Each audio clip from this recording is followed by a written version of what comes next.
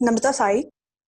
I am pursuing my BMS, that is Bachelor of Ayurvedic Medicine and Surgery from Maibhago Ayurvedic Medical College, Punjab, India. As we are from different time zones, good evening to all the Indians and good morning to all the Canadians.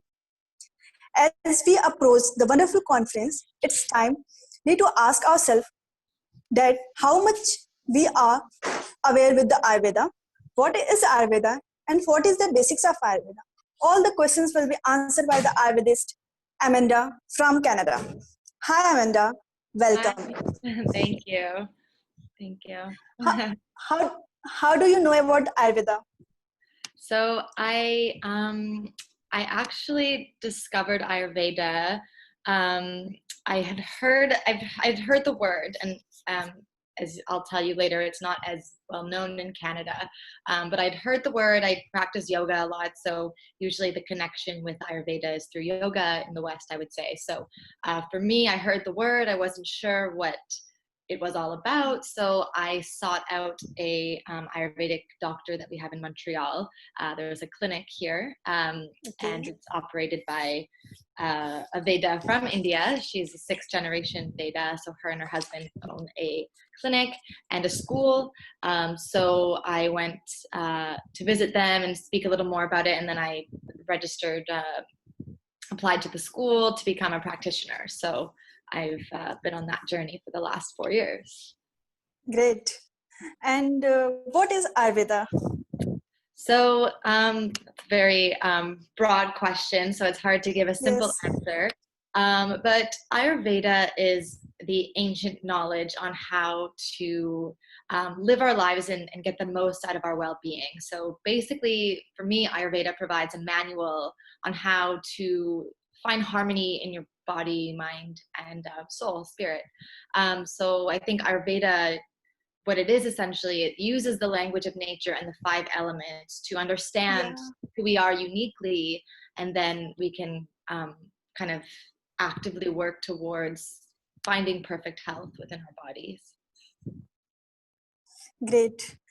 I'm really thankful that other countries are also following Ayurveda. And now the second question is, what is the basics of Ayurveda?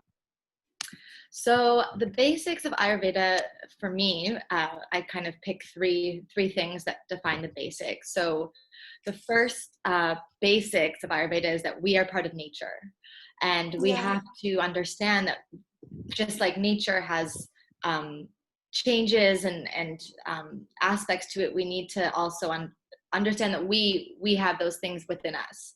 So it uses nature as its guide. It uses the 5 elements as its guide to understanding health. So we look to nature for all the answers, and it's a simple way to live, but not simple.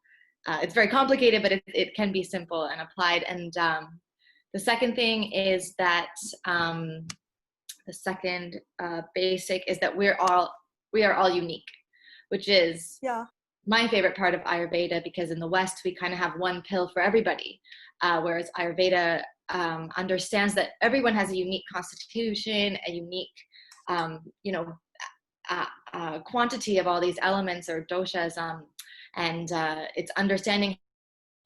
When we understand how we are in our own constitution, then we can choose food, diet, lifestyle that respects our personal kind of health. And the third point is that Ayurveda is all about balance, and imbalance is what is the root of all disease. So when we look to disease, we're always trying, and balance isn't just we get balance and then we're good. We're always working towards finding balance, and then imbalance is the root to disease. So bringing it back to balance. So I would say those are the 3 keys that I take from Ayurveda. And how popular Ayurveda in Canada? So it's I would say it's not that it's not popular, it's just not well known. A lot of people have never heard the word Ayurveda, and they don't really know what it is. A lot of them can't say it.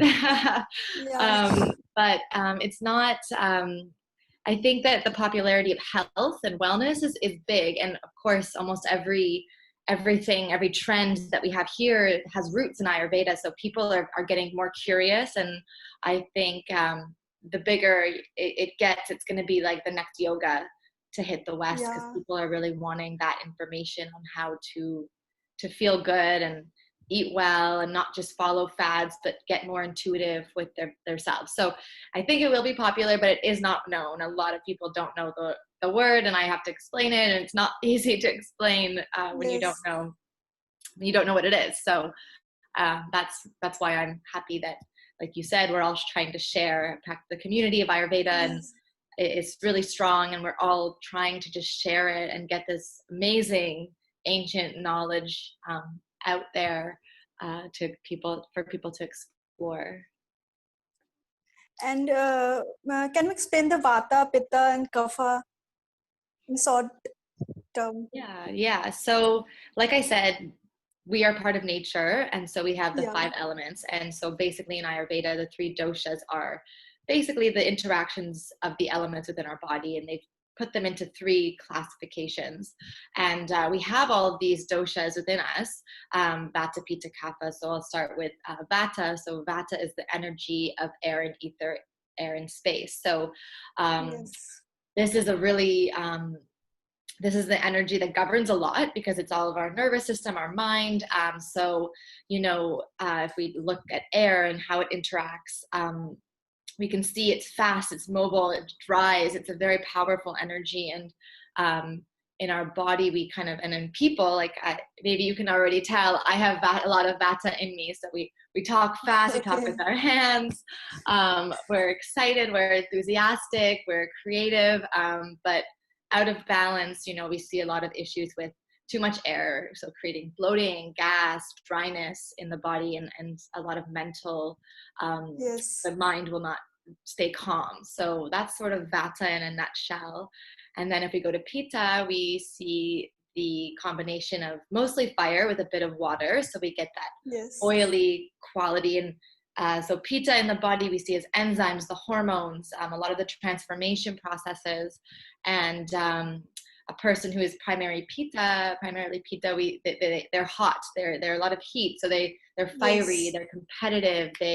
Um, they need, they're leaders. They want to take charge. They want to rule the world. Like, so Yes. it's an energy that when we see Pitta go out of balance, we see a lot of the inflammation. We see anger. We see these qualities that are not always good. So giving Pitta that energy of cool, calm, keeping them cool and calm and not overly Pitta Yes. is important. And then Kapha is the energy of earth and water. So Yes. we see that energy as a cooler, calmer energy. So Kapha people tend to have that, they're calmer, they're cooler, they're slower. Yes. And it's a beautiful Kapha, but too much Kapha, we need to bring that excitement and that energizing quality to it.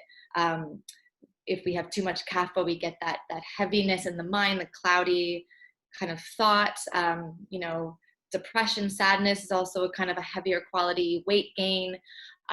So in the body, we want to make sure we don't have too much kapha, because then we don't have movement of the doshas. It can block, and the Yes. heart, it can be hard to lift the heaviness of kapha. So we have all 3. We have to respect it, all 3 within us. And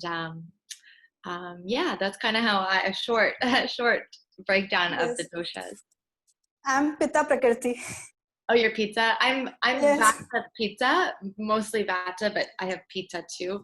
I Uh, think it's 80% of people are 2, a mix. You'll yes. see the mix, and a Yeah. very, very small percentage have all 3, which they are very healthy. Yeah. They are Healthy, rare. healthy people, but yes. And how just you motivate yourself to go with Ayurveda? How do I stay motivated? Yes. Um, I think that it's like an onion. There's so many layers to Ayurveda. So it's not, and for me, not. I think that in India, it's so ingrained in the culture.